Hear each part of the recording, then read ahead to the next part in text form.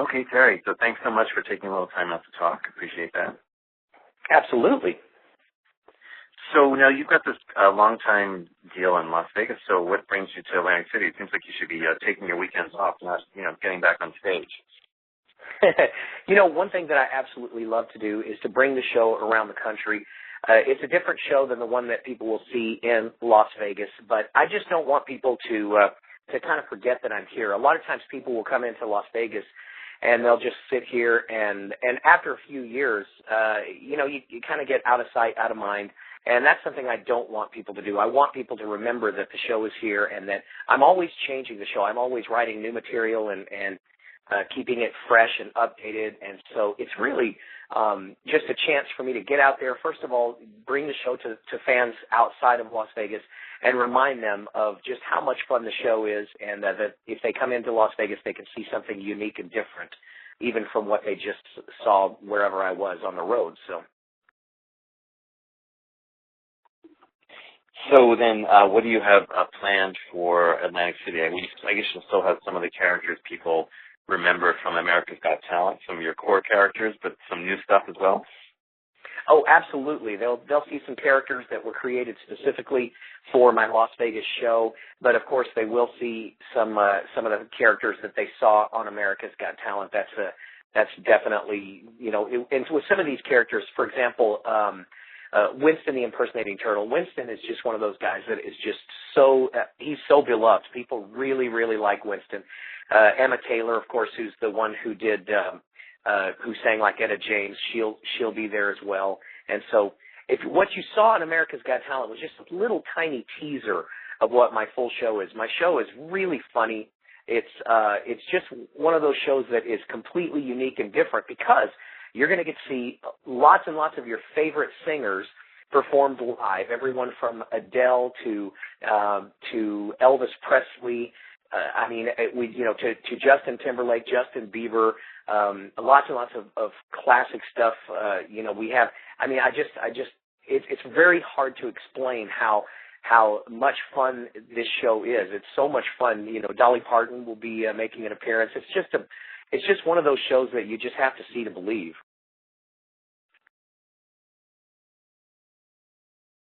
And I think people who aren't familiar with what you do, think of ventriloquist as sort of, the guy with a puppet, just sort of there, standing there. But this is kind of a much more engaging, you're sort of trying to push the whole envelope with what it means to be a ventriloquist, right? Exactly. And I can promise you that it won't take long before you don't realize that you're seeing a ventriloquist. The way I make my show, I put my show together is I look at myself as a talk show host, and the characters are just guests of my show. And I can promise every single person that comes to the show that within 30 seconds, you are not going to feel like you're seeing a ventriloquist show. You're actually going to be seeing real characters.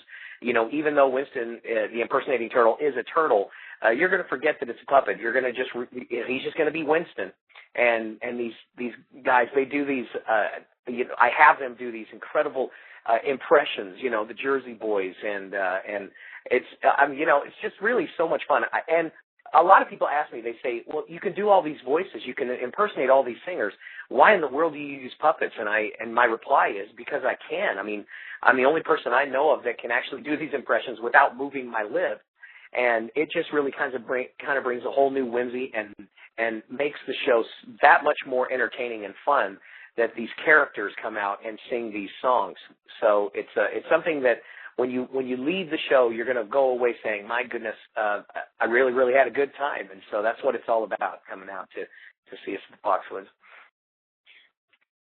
Now, when you mentioned about sort of changing things up all the time, can you be in the moment spontaneously on stage, or do you have to sort of prepare for the changes because of the complexities of the show, or can you suddenly decide in the middle of the show I'm going to do this instead of this? No, the show is set because we have a lot of different cues that so I don't do a whole lot of making up on the spot. Occasionally I'll do some ad-libbing while I'm on stage, but the show is pretty much set. But what I mean by changing it is every few months I'll change one of the characters, I'll rewrite the routine, I'll add some new songs and do some new music. In fact, I just recently added the Temptations to my song list. I have a black character named Julius who does doo-wop, and he also sings the Temptations. So I'm always looking for new impressions that I can do and put into the show, and I'm always looking for brand new characters. I've got a new character that is a Hawaiian character who my wife is Hawaiian, and so I have this fun Hawaiian character that sings a Hawaiian song while my wife dances on stage. She's my assistant on stage as well. So, I'm just always looking for new and inventive ways to entertain people. And so that's how the show is constantly changing.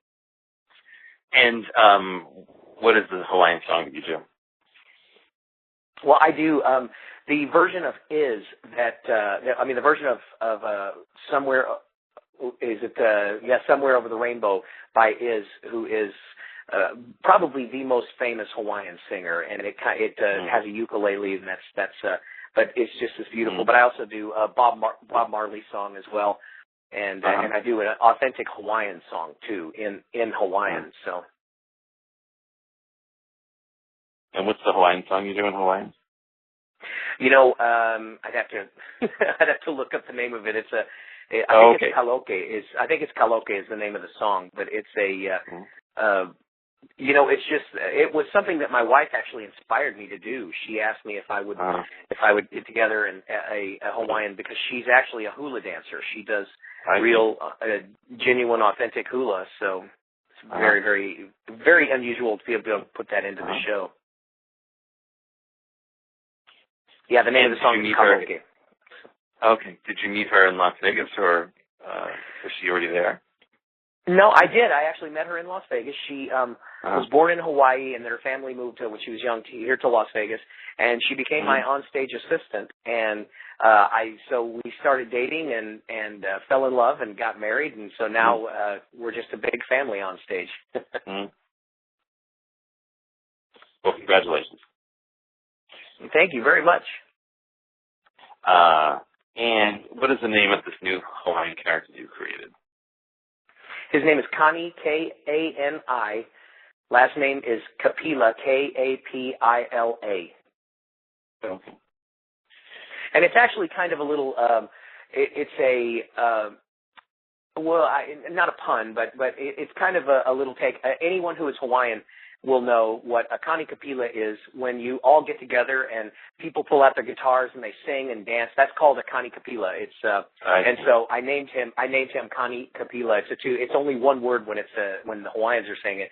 So it's so funny, because every time I tell Hawaiians that his name is Kani Kapila, they laugh. They think it's funny that his name actually means it's kind of like a Hawaiian jam session. So. Right.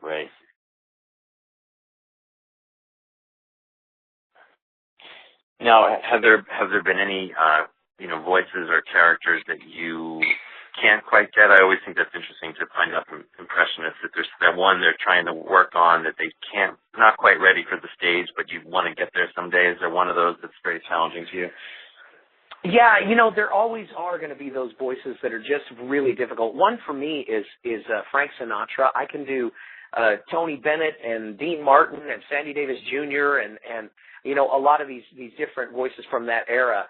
I can do Bing Crosby, but for some reason the Frank is just very difficult for me. I'm still working on it. It took me like 3 years to get down my Barbra Streisand. So, but I will do Barbra Streisand when I come in for the show this week, next month. So. And which Barbra do you do?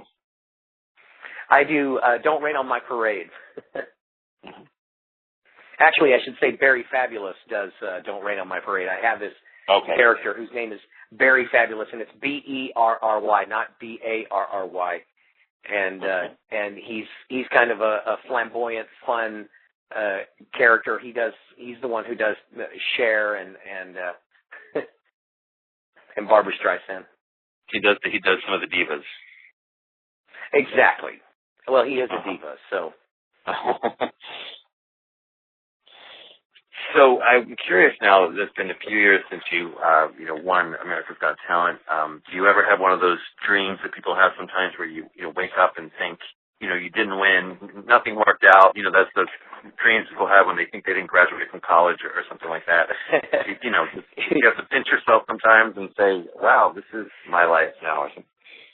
I don't dream that it didn't happen. My nightmare, and my wife thinks this is just hilarious, but the funny thing is she's a dancer, and she has a similar dream. But my nightmare is that I get up to perform, and I can't remember any of my songs, and I can't remember any of my routines, and people are getting up and leaving. And my wife tells me the similar dream that she has is that she gets up to perform a hula, and hula is not just moving your hands and hips. Every movement in hula is a statement. So it's actually kind of like sign language in Hawaiian. So when you do a certain move, it means rain. When you do another certain move, it means your heart is breaking or your heart is happy. And so her nightmare is that she gets up to perform a hula and she can't remember any of the moves. So I think that's pretty typical, is that when you specialize in something and you're an entertainer, it's just that's your typical nightmare, is that you can't remember your routine.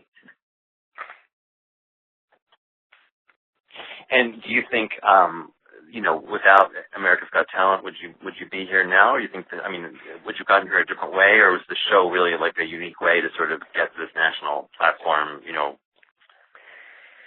Well, I like to think that I would have, but I doubt that I would have, because I had been trying so hard to bring my type of entertainment into the mainstream, and I was getting shut down at every single venue. I even came into Las Vegas about 8 months before I went on America's Got Talent, and I did a showcase, or actually before I won America's Got Talent, and I did a showcase for 3 producers in Las Vegas, and all 3 of them told me I was not Las Vegas material and that I would never play Las Vegas. So, it was very disheartening. And then I went on America's Got Talent, which put me in front of millions of people, not only here in this country, but in, I think, 27 countries around the world. And it was later that year that I did my first headlining gig in Las Vegas, and now I'm one of the top shows in Vegas. So I really believe that America's Got Talent was the venue that got me out there and allowed people to see the uniqueness of what I do. And you've kept a relationship with the show, right? You've been to the finals the last couple of years. Do you think, will you be back this year as well, or? Well, we're certainly talking to them. We're talking about different ways that I can get out there and continue just to increase their brand, because I'm by far the most successful person that's been on the show since it came on. So it's to me, it's a wonderful symbiotic relationship that I very much appreciate them, and I'm not one of those people that goes away saying, "Oh, I'm ashamed of it." I'm absolutely proud that I was on that show and that I won the show, and I want to continue representing them in the best way I possibly can. Right.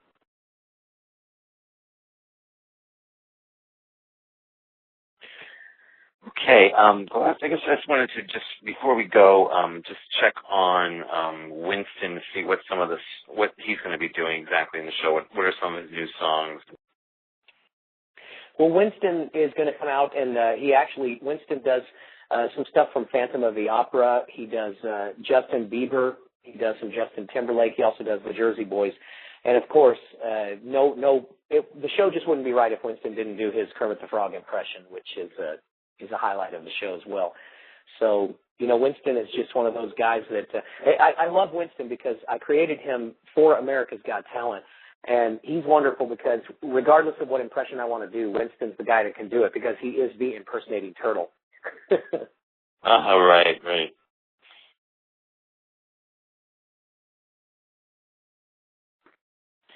Okay, Terry, well, that's everything on my list of questions. Was there something else you wanted to throw out there that we didn't get to today? Well, we just want to make sure, remind everybody to go to terryfator.com to keep updates on what's going on in my world. We also have Facebook and Twitter, and so we hope to see everybody out there on our social media. Great. Yeah, we'll definitely mention your website, and thanks so much for taking a few minutes out for chat. Absolutely. Thank you so much, Robert. Appreciate it. All right. Take care. Bye-bye.